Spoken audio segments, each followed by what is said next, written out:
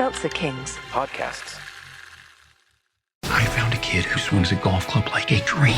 I'd like to try to qualify him for the U.S. Amateurs. Coming to Apple TV Plus. What's your name? I'm not into older guys, but I'm flattered. A new comedy series, Stick. I don't want to go on this trip. Your mouth's saying one thing, but those eyes are saying something else. From the home of Ted Lasso. This is your shot at redemption? This is your mulligan? Owen Wilson. This game takes and it takes. The game's finally giving me something back. Stick. You know Arnold Palmer? Iced tea, lemonade, mix it. I'm missing a nap for this. Streaming June 4th on Apple TV Plus. What I don't understand is why didn't the Sergeant Major just administer a sound thrashing to the lot of them? It sounds like discipline was sorely needed. The following podcast contains... You cannot say filth, flying filth in front of people. explicit language.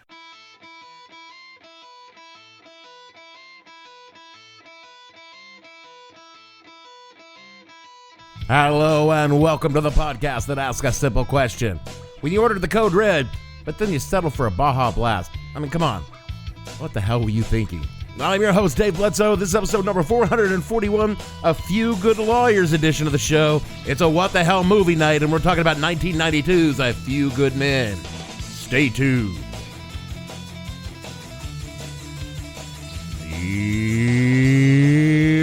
What the Hell Are You Thinking podcast is brought to you by the Navy National Guard, because Oklahoma should have a Navy too. For too long, the Land and Air Services had a lock on 1 week in a month and 1 week of your barbecues at the local armory. Now you can pretend to serve in the Navy while never traveling more than 25 miles from home. In the Navy National Guard, you'll assist your state's governor in all things nautical, even if you're in a landlocked state. I mean, every state has at least a lake in it. The Navy National Guard will train you in all the skills you will need to serve in times of peace, local emergency, and pumping up state governors' egos by doing things that are right on the verge of being borderline blatantly illegal. All of that and monthly cookouts during drill weekends, too. The Navy National Guard. It is absolutely nothing like being in the real Navy, but hey, you can say the same thing for the Army and Air Force National Guard. And how long have you been out of law school? A little over a year. Have you ever been in a courtroom? Commander Lieutenant Caffrey successfully plea bargained 44 cases in 9 months. One more, I get a set of steak knives. The facts of the case are these. On midnight of September 6th, the accused entered the barracks room of their platoon mate.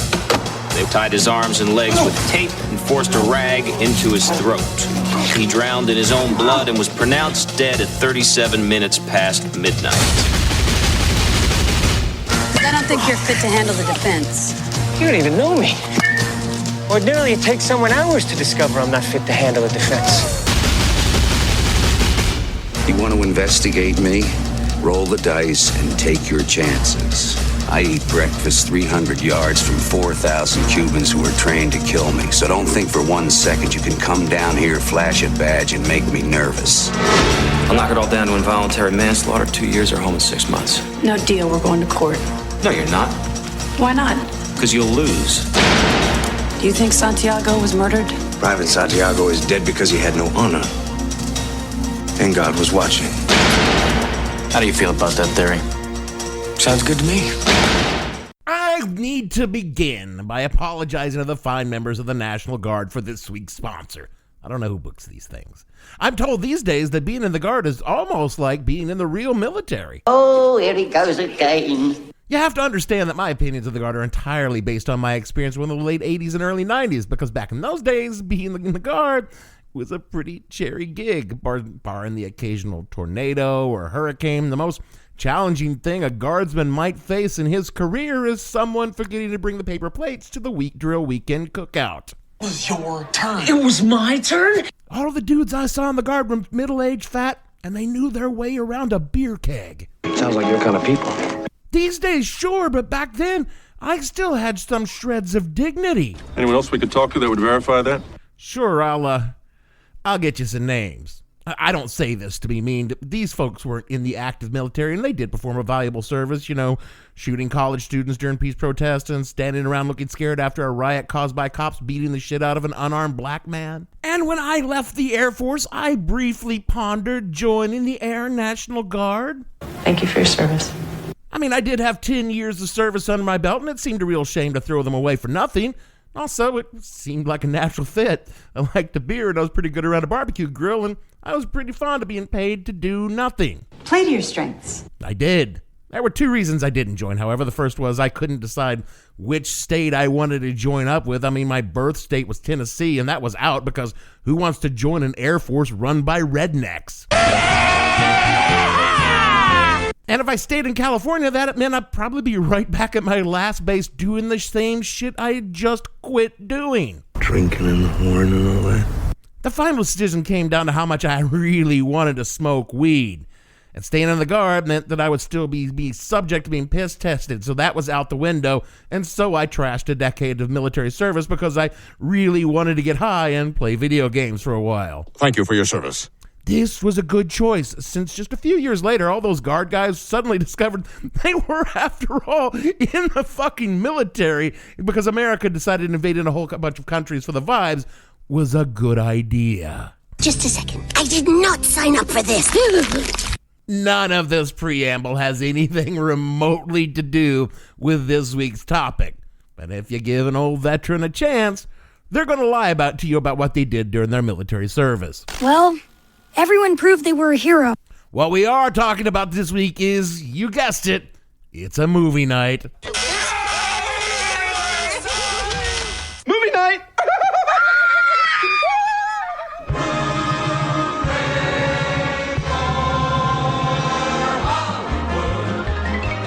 Valley, hooey Hollywood, where any office boy or young mechanic can be a panic with just a good-looking pan.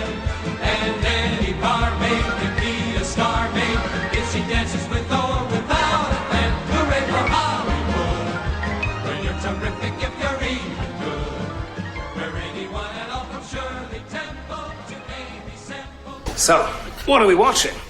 This week, it's 1992's Rob Reiner-directed, Tom Cruise starring, Demi Moore dominated, and Jack Nicholson scene-stealing movie, A Few Good Men. If you have not seen this movie, Shame on you, shame on you. I will briefly recap the plot.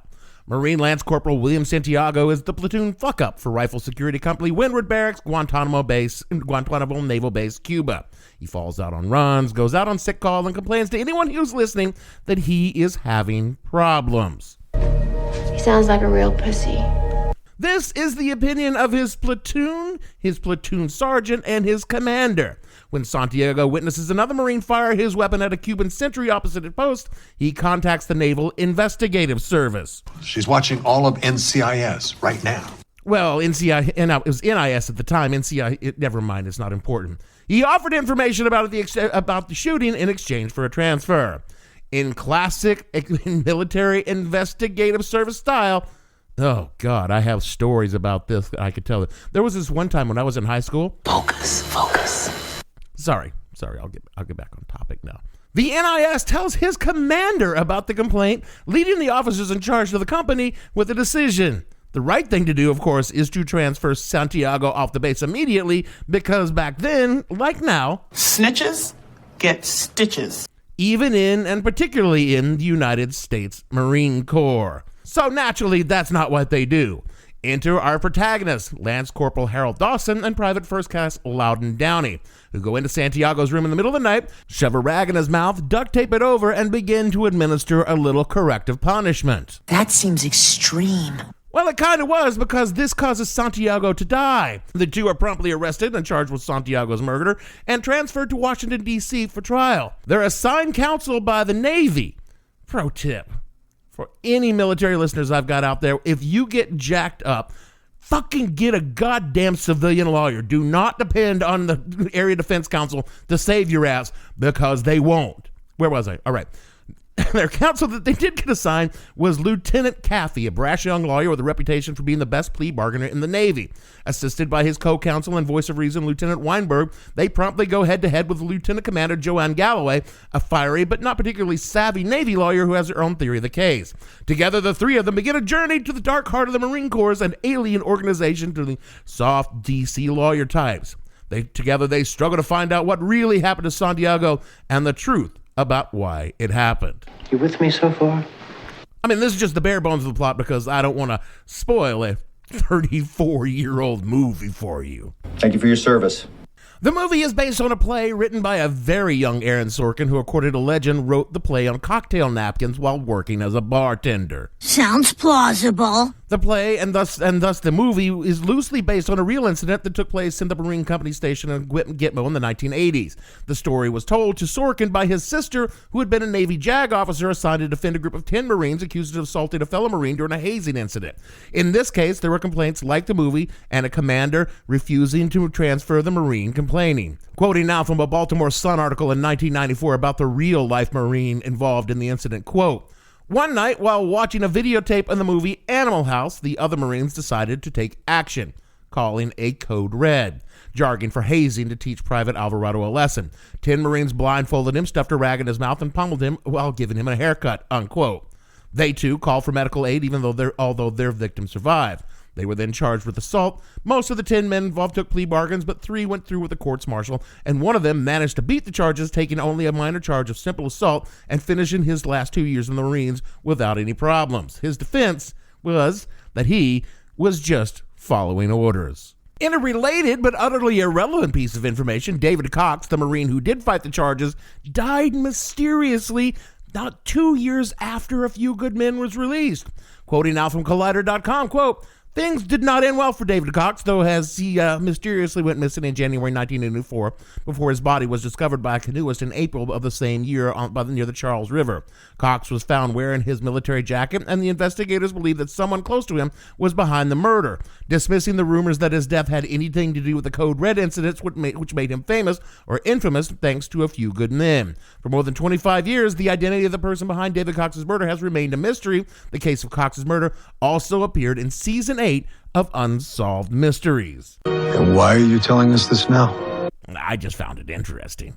Moving on, Aaron Sorkin is, of course, famous for his work in film and television, including the movie American President, which eventually led to The West Wing. Previously on The West Wing. The West Wing, a show that a young generation of neoliberals watch to make us feel good about compromising New Deal and Great Society values in exchange for hedge fund donations to political campaigns. Oh, groovy, smashing, yay capitalism. Sorkin's style of fast-paced walk-and-talk dialogue and exposition came to dominate television for about a decade and explains why your humble pod host talks so fucking fast on this goddamn podcast. You don't have to, you know. Oh, I'm afraid I do.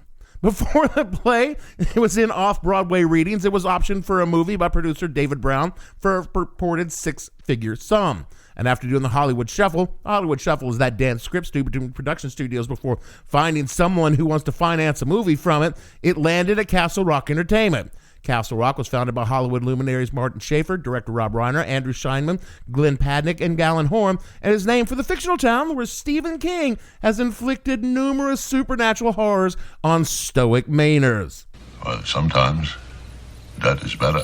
It was Rob Reiner who wanted to direct the movie, and Reiner, of course, being the son of Hollywood legend Carl Reiner, gained national fame playing against Carol O'Connor in Norman Lear's All in the Family. You are a meathead.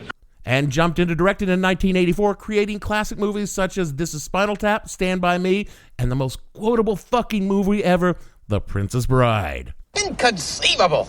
Reiner and Sorkin commenced a rewrite of the movie script, aided by Princess Bride writer William Goldman, and once that was ready, the movie was greenlit with a $30 to $40 million budget. Sorkin and Reiner are both masters of their art, but it is in the casting that makes A Few Good Men the movie that it is.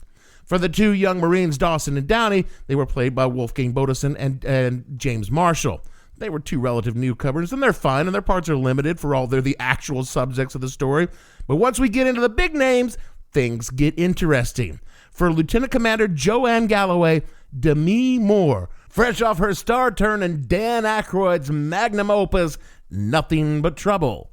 All they wanted Oh, no, wait a minute. I just went through a damn stoplight. was a little getaway. I think the two of you'd make a perfect couple. You make this your bride? No, not in front of all these people, Your Honor.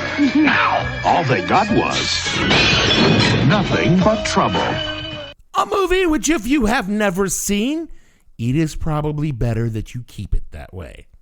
Oh, and also, Demi was in this little movie right before A Few Good Men called Ghost. You've probably never heard of it. Demi Moore's character was almost certainly originally written for a man, but it was changed for her for the movie, but there wasn't much of a rewrite, but it kind of fucking works. Joanne Galloway is not a good trial lawyer, as the movie demonstrates, but she's intelligent, thorough, and passionate in the defense of her clients. That the part was originally written for a dude thins out a little of the latent sexism that's in the Galloway character. You need to know that it was originally written for a man and not really change that much to see it work, but it does work. It makes her, well, it just makes it slightly less sexist. And for an early 90s movie, you gotta take what you can get. But the way Demi Moore played against her co-star Tom Cruise made this a stellar performance for both of them. The part of Lieutenant Caffey did go to Tom Cruise, who was coming off a string of commercial successes like Top Gun and Cocktail, and critical successes like Rain Man and Born on the 4th of July. Born on the 4th of July, where Cruise was nominated for Best Actor. He didn't win. Of course, it was an honor just to be nominated. Xenu has not yet seen fit to give Tom his Oscar for Best Actor, but hey, he did give him 3 Blockbuster Entertainment Awards, which are clearly almost as good. Praise Xenu. Cruise really works as the brash young lawyer living in the shadow of his legal legend father and marking time in the Navy to check off a box for probably a future political career. And most importantly, Cruise oozes fuckability in his immaculately tailored Navy whites. Damn, girl. Break me off a piece of that. Between Tom Cruise and Demi Moore, there was not an unpopped boner or an unmoistened punani in the theater, leaving everyone to asking, Are they fucking? To which the answer, to Reiner's credit, was no. Their relationship simmered with sexual tension, but was in every way platonic and professional, at least in the Blutus-ripping department. Supporting these superstars was a great ensemble cast of the Kevins, Pollock and Bacon. Kiefer Sullivan stars as an insufferably uptight prick of a Marine lieutenant, which, if you have ever met a Marine lieutenant, you will know is all of them. J.T. Walsh plays Lieutenant Colonel Markinson. Yeah, she said if Markinson doesn't want to be found, we're not going to find him. She said I could be Markinson and you wouldn't know it. Are you Markinson? No. I'm not Markinson. That's 2 down. And for the record, I'm not Markinson, so there's 3. Walsh plays the role with a dash of haunted decency and sadness that made it super believable when he swallowed his pistol a little bit later on in the movie. Spoiler alert. And then there was a very young Noah Wiley before his stint on ER as a fresh-faced young Marine who honestly steals every scene he's in. I'm not going to lie, of all the people on the cast that I would want to do naughty things with, Wiley is a close second to me.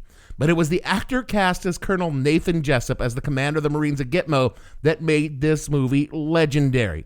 Even if you've never seen a second of the movie, you know who I'm talking about. I'm talking about Jack Nicholson. I could be here for 10 minutes giving you Jack's credits before I got to A Few Good Men, but I don't need to. You know them all. And while you're probably most familiar with his iconic scene explaining the nature of truth to Lieutenant Caffey, oh, goddamn, everybody loves that scene. You can't handle the truth. You've all seen it. But Nicholson tears through every scene like a fucking force of nature. And for my money, the scene that best sums up Jessup to the audience is when he's explaining his views on women in the military. You know, it just hit me. She outranks you, Danny. Yes. I want to tell you something, and listen up, because I really mean this. You're the luckiest man in the world. There is nothing on this earth sexier, believe me, gentlemen, than a woman that you have to salute in the morning. Promote them all, I say, because this is true. If you haven't gotten a blowjob from a superior officer, well, you're just letting the best in life pass you by. Nicholson appears for only 3 scenes and for a sum total of a little less than 15 minutes in the movie, but in every possible way, this is a Nicholson movie.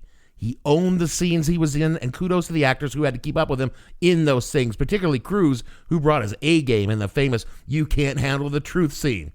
I know I've referenced it a couple of times, so fine, I'll go ahead and play it. You can't handle the truth because... You think so? Son, we live in a world that has space, and space has got to be guarded by men with laser blasters. Who's gonna do it? You? You snarky reporter man. President Trump has a greater responsibility than you can possibly fathom. You weep for Rex Tillerson, and you curse the Galactic Marines. You have that luxury. You have the luxury of not knowing what I know, that Rex Tillerson's firing, while incredibly funny, probably saved lives. And my existence, while grotesque and incomprehensible to you, saves lives. You don't want the truth because deep down in places you don't talk about at parties. You want me in space. You need me in space. We use words like bigly, beautiful, and greatest. We use these words as the backbone of a life spent grifting and stealing. You use them as a punchline. I have neither the time nor the inclination to explain myself to a man who rises and sleeps under the blanket of the very freedom that Space Force provides and then questions the manner in which Space Force provides it. I would rather you just said thank you and went on your way. Otherwise, I suggest you pick up a phased plasma rifle and stand a post. Either way, I don't give a damn what you think you're entitled to. I have tried for years to do that bit again about Space Force without all the Trump references. And I have never come close to being able to nail the cadences of Nicholson delivery like I did in that. So that's just going to be the way it is forever. Because that was fucking spot on Nicholson in A Few Good Men. The movie opened on December 11th, 1992 in almost 2,000 theaters in the US and the UK. It took home $15 million on opening day weekend and was the number one movie for the next 3 weeks. I mean, you've got Nicholson, Cruise, and more. You're pretty much guaranteed a good box office. It grossed over $200 million domestically and internationally on a $30 or $40 million budget.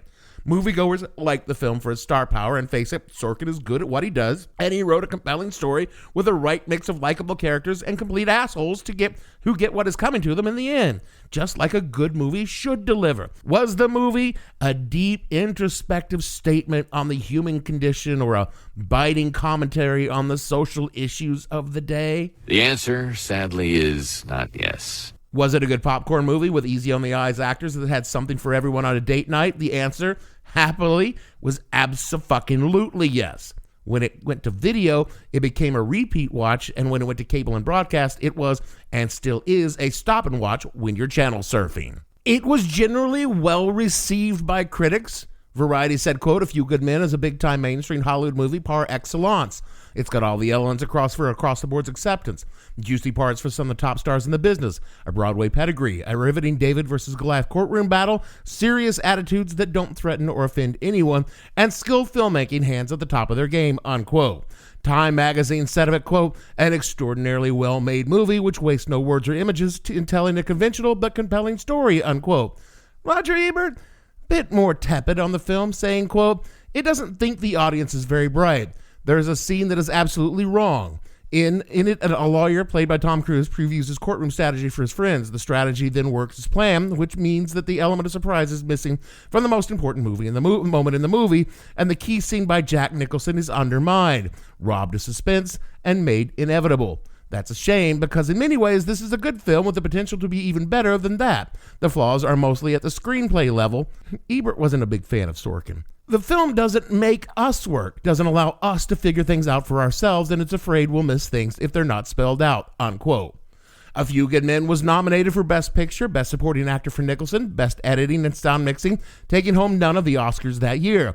In the movie's defense, that year's Oscars were full of amazing movies and performances. Nicholson lost to Gene Hackman in Unforgiven, and that's a fair cop. And Unforgiven took home Best Picture, which again, Unforgiven, fucking incredible movie. It's not filled with fuckable young stars like A Few Good Men, but Eastwood and Hackman definitely appealed to a certain subset of the movie-going audience. That's for women over 50.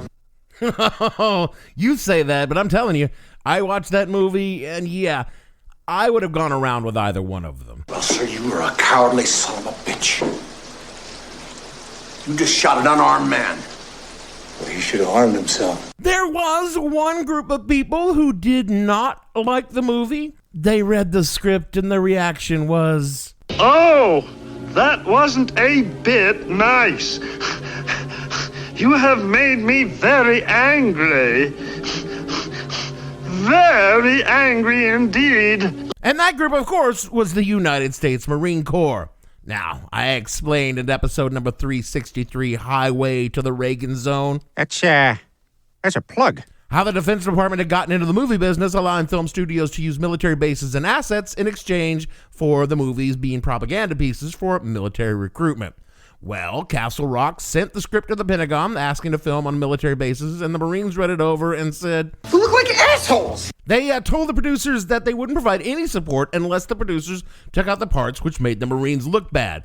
You know, like the sadistic hazing tactics, the bootlicking junior officers, or the tyrannical senior officers willing to risk men's lives just to make them look and feel good about themselves. Things about the Marine Corps which could be said to be... Which is actually accurate. The Marines wouldn't even let their pride enjoy the silent drill team perform in the entirely innocuous opening scene of the movie. So the producers hired the Texas A&M's fish drill team.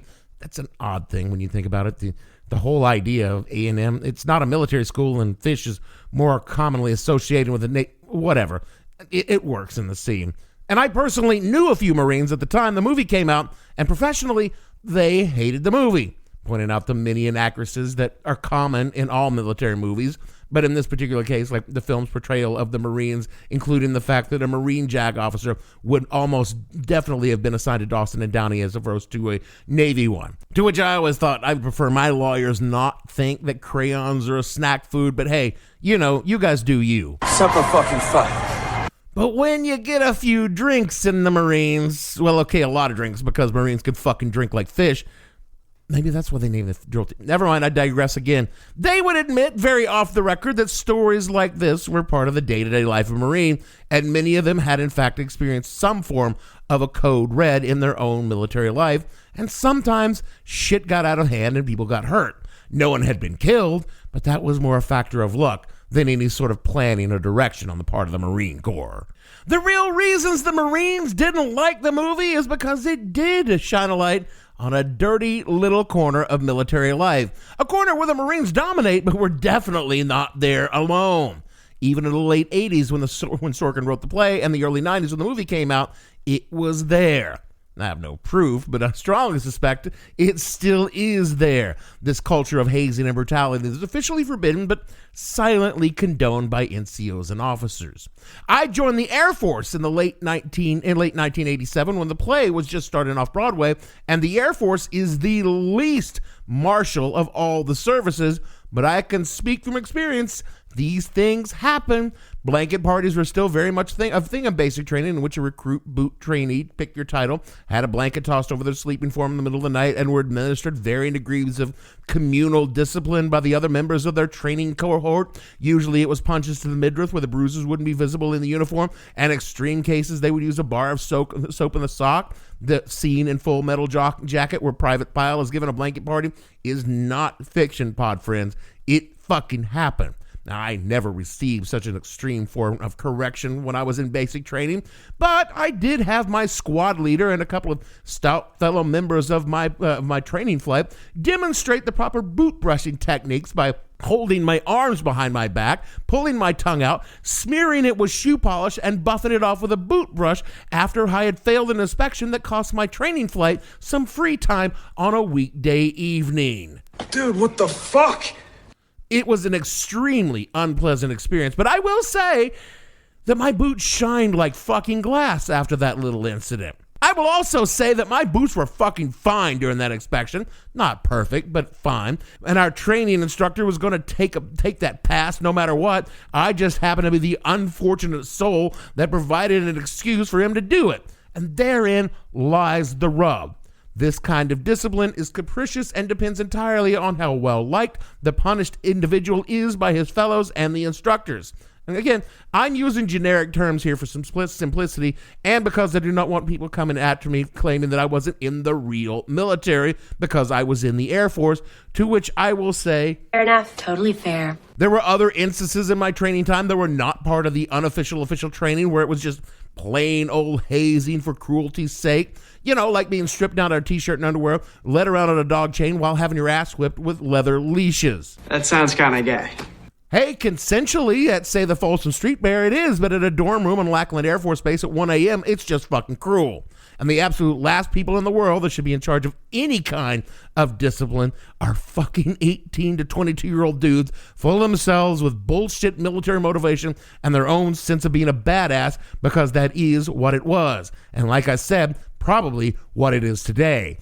Times have changed, but the military, particularly the most military parts of the military, like the Marines, changed way slower. But again, what the fuck do I know? I've been out for 30 years.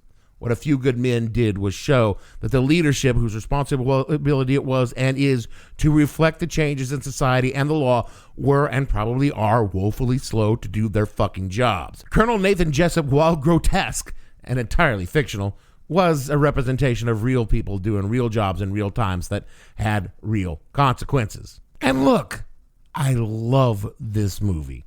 I enjoyed it watching it again for this episode as much as I do every time I watch it.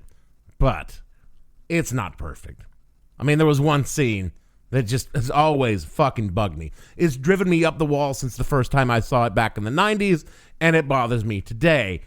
And it's this one. I eat breakfast 300 yards from 4,000 Cubans who are trained to kill me, so don't think for 1 second that you can come down here, flash a badge, and make me nervous. Dude, you were the commander of the Marine Security Company at Guantanamo Bay in 1992.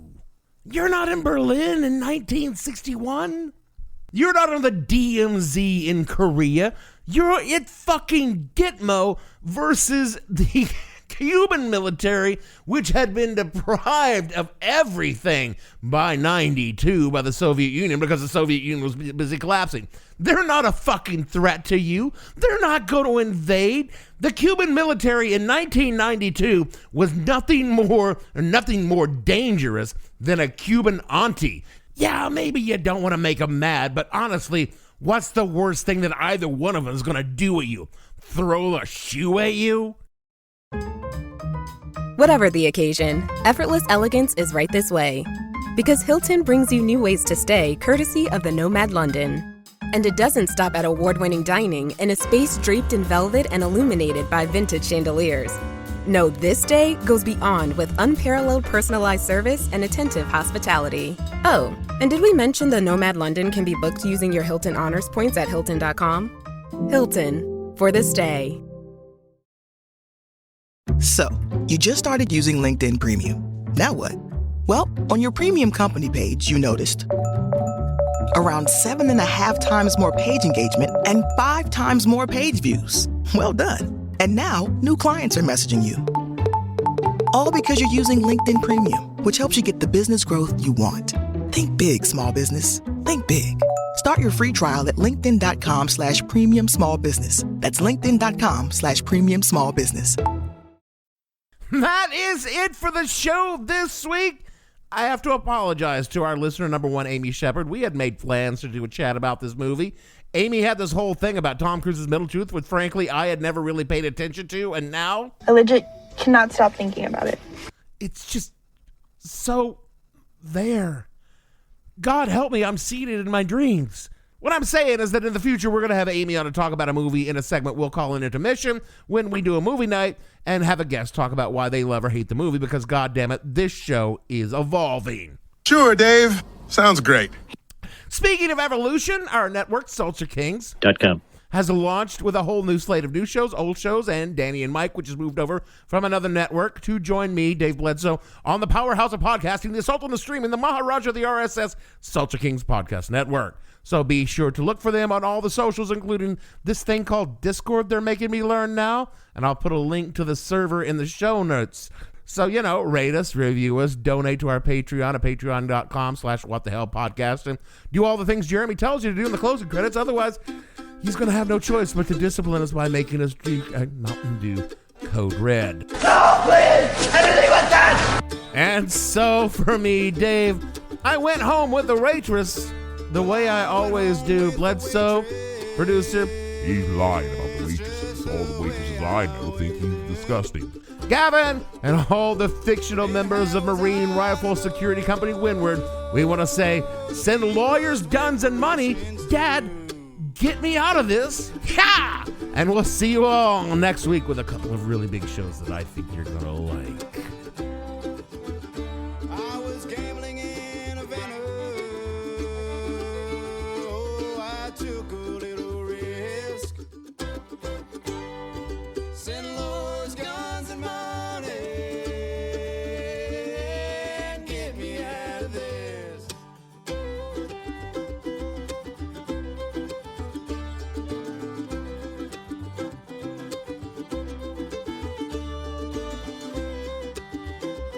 What the Hell Were You Thinking stars Dave Bledsoe and features Gavin St. James and several fictional minions. The show is produced by Kimberly Steele and a part of the Seltzer Kings podcast network. You can find more information on the show on their website, whatthehellpodcast.com, or on Twitter at @thehell_podcast, or on Facebook as What the Hell Podcast. Thanks for listening. I have no ending for this, so I take a small bow. I'm gonna take a sword and chop my own dick off. Seltzer Kings. Podcasts.